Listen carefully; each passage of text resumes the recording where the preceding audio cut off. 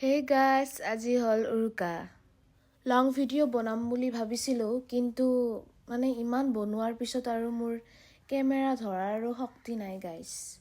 সেইকাৰণে এটা শ্বৰ্ট ভিডিঅ'ই বনাই দিলোঁ। আজি আমাৰ উৰুকাৰ বিশেষ আকৰ্ষণ হ'ল খৰালি হাঁহ।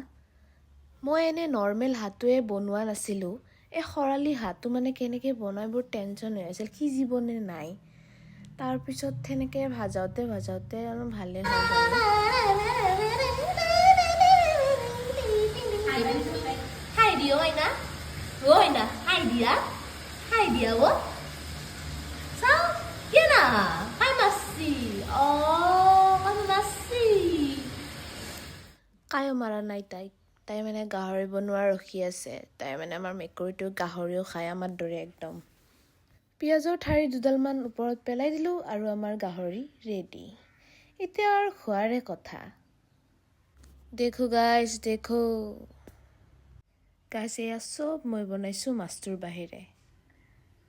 মাংসৰ কালাৰ চাওকহে, কিয় ভাল নহ'ব, কাৰণ মই বনাইছোঁ না।